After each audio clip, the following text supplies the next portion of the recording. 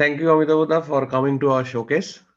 And I have to give a little bit of introduction of yours. Without that, I cannot go ahead actually. So, Dr. Amitabha Chanda, I should say, pass out 83, third in HS, joint entrance topper, first in MS exam from CU, trained from US, Germany, Switzerland, and it goes on, I think, for a bit. So, you need to tell me what all you have done because you're a neurosurgeon plus spine neurosurgeon, neuro and spine surgeon, and one of the top in the city, rather country. So I just need to know first question that will come, and it will have part B as well. Where did this thing come that you want to be a doctor? One. Number two, why particularly spine and neuro? There was so many else you could have been. Why that particular field? Yeah, good question. Honestly speaking, during our school days, we didn't have much of idea about what is medicine or what is engineering. Uh, our parents used to say at that time, these days you have a lot of career opportunities, a lot of Mm, opportunities. But during our time, it was impregnated in our brain by both the parents and the teachers that unless you get into the joint entrance examination, get into engineering or medicine, uh, your future is not that good. So you have to do it. So you have to take up either engineering or medicine. So I was not very sure that what do I want to do or which branch I will get naturally. So I opted for both and got chances in both. I first initially joined IIT computer engineering, and I was there for 3 weeks and ran away for ragging. And again came down to Jadavpur Engineering College, joined computer engineering. Again, after a month, I didn't like, so I joined medicine. MBBS classes started quite late, so I joined medical college. And trust me, that it was not a first love at first sight. I had a lot of difficulties. I thought that I won't be able to pass. The curriculum was so difficult that I thought I won't be able to pass, and it will be a talk of the town that ranker in HS, topper in joint entrance examination is failing in the first MBBS. So after 3 months, things started getting better, and initially I was a little frustrated, especially when I saw my engineering classmates getting jobs and getting settled in the life, and well, we have very unsure future. But once I completed my MBBS and got my MS and then my MCH in neurosurgery from PGI Chandigarh, uh, things started getting better. I started loving medicine, and today I have no regrets that I didn't take up engineering or any other specialty. If I'm reborn, I will be a doctor again. And why neurosurgery? During our time, the neurosurgery status in this part of the country was not that good. For that matter, it was not very good in whole of India. I lost one of my cousin sister due to brain tumor, so I decided that I should take up neurosurgery, and I went to PGI Chandigarh. Again, initial part was tough, but once I get into the slot, and everything went fine. And then I got training in US, Canada, Germany, Switzerland, Austria, South Korea, these places, and I'm working here for different hospitals now. So basically, if I can say it in my way, so the reason of choosing neurosurgery was personal, but slowly you went on becoming the one of the best in this field. Now, I know when you were talking, and I could understand, and I have seen some of your other interviews as well, where you say that if you want to be a doctor, you have to be selfless. And Absolutely. money is not the driving point because you said the engineering friends were getting jobs and everything, and you were not there yet. But yes, slowly it started getting better, and you did earn money. But money is not the main part of doctors. Saving lives, saving, giving a smile, whatever you say, it is what is the main job of the doctor. Now, when you say that, last 16, 17, 18 months, the world is seeing something which it hasn't seen, and yet it's COVID. Now I know you're a neurosurgeon, but you're a doctor first. So what is your experience? What you did differently during this time? How it has affected you? Because everyone has been affected mentally, whichever way, positively, negatively. How were you affected as a doctor? I wanted to actually hear it from the horse's mouth. How did the doctors cope up during this time?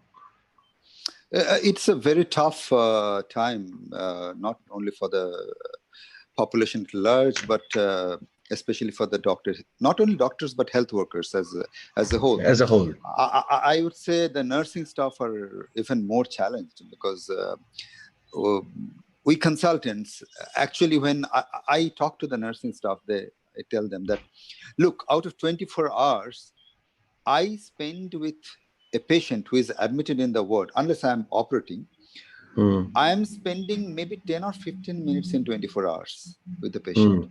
I come to see the patient, check everything is fine, maybe twice or thrice. A cumulative time will be around not more than 30 minutes.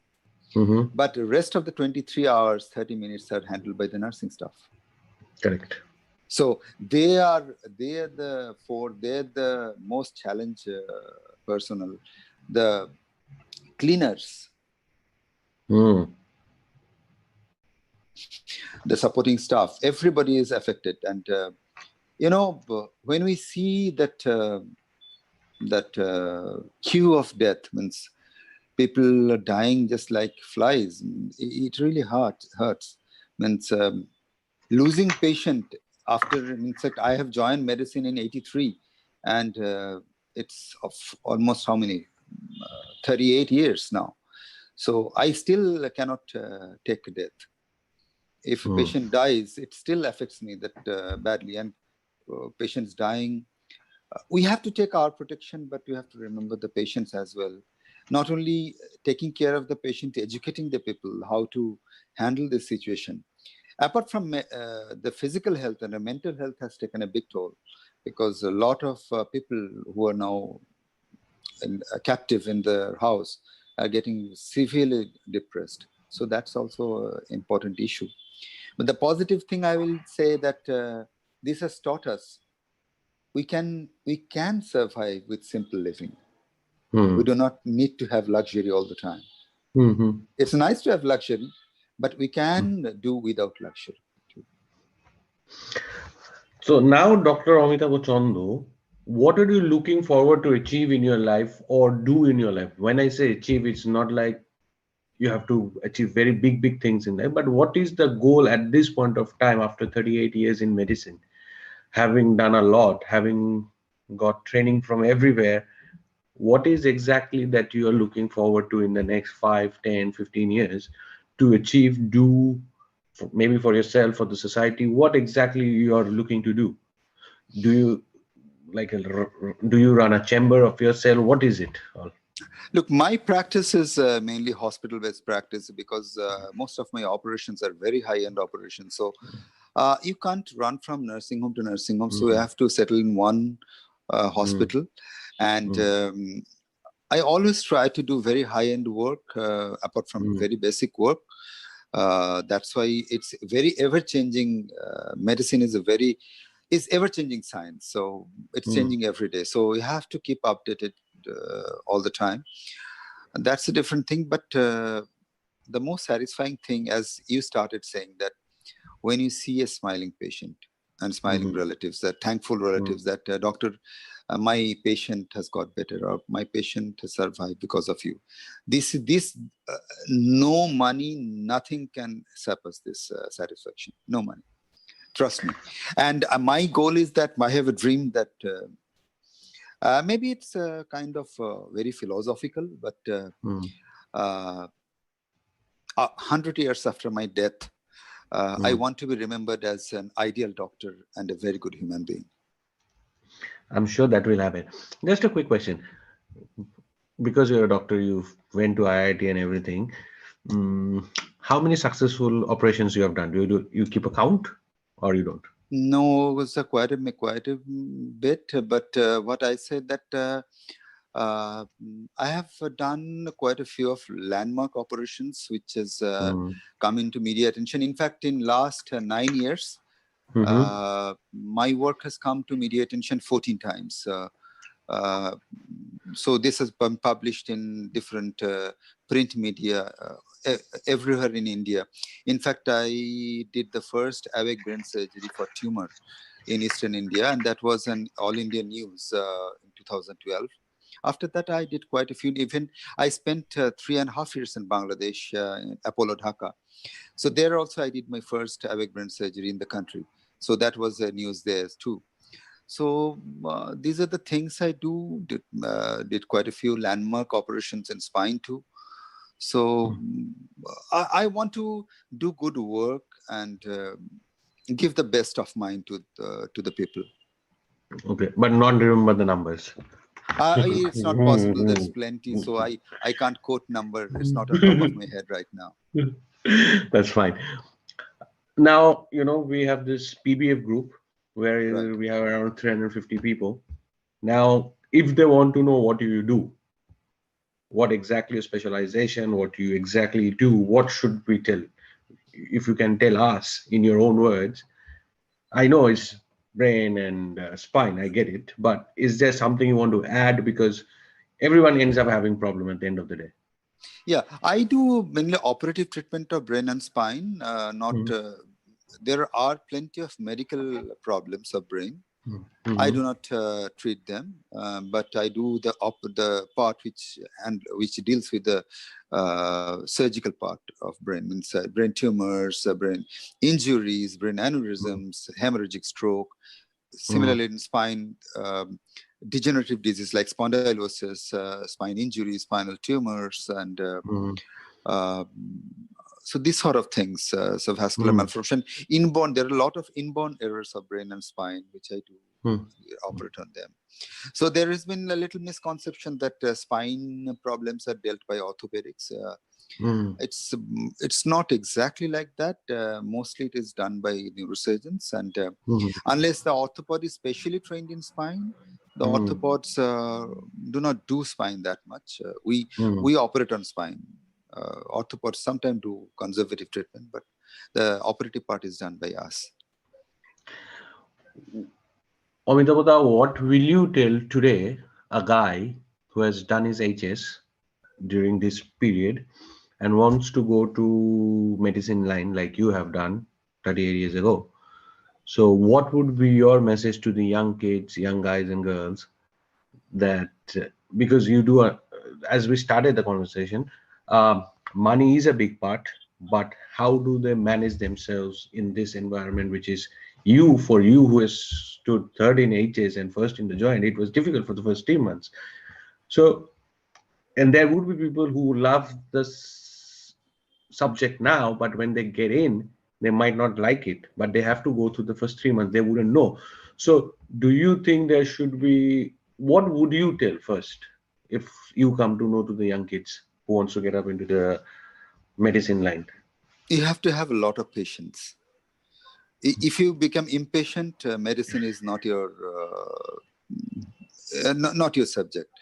And you have to be selfless, and you have to that attitude to serve people. I tell everybody that, look, if you target for money only, probably medicine is not your cup of tea. There are a lot of career opportunities which will give you a lot of money, lot more money, way more money than a doctor. You have to have patience and willingness to learn. If you think that you have got the degree today and from tomorrow you'll be able to handle everything, it will never happen. You have to learn the trick. You have to learn it properly. Correct. You first deserve, then desire. Yeah, lovely. So that's it. And you have to, it's a continuous process. Sometimes it can be really frustrating, but again, you have to hold patience. And money will come, surely. I have not seen any doctor who is starving. Even if you're a very mediocre doctor, MBBS doctor, if you know your job well, you are going to earn money.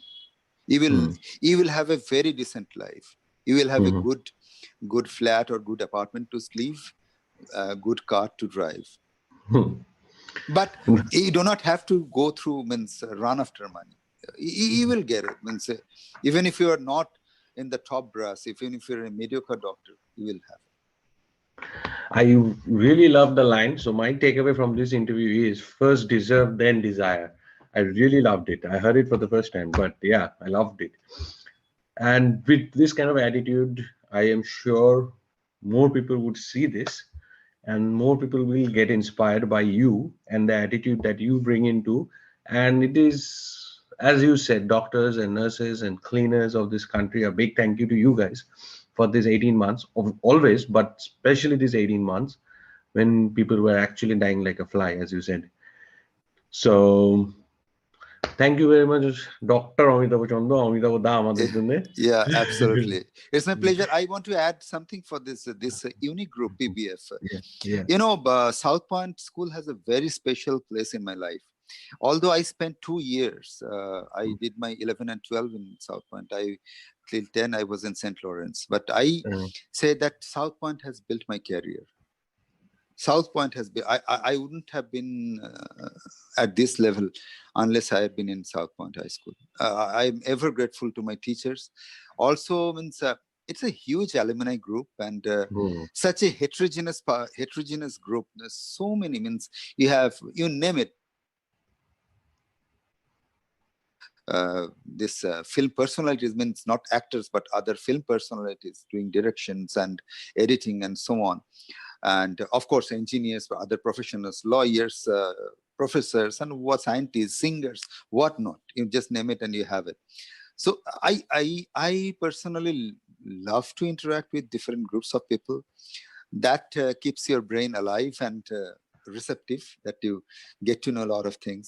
So I'm very thankful to PBF for this wonderful venture. And I thank PBF again for giving me this opportunity.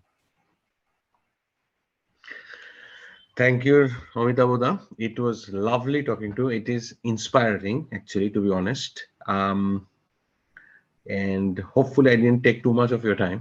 No. So thank you very much, Amitabha Da. And I will stop the recording now and you will see it tomorrow. Thank you so much. তুমি কোথায় থাকো?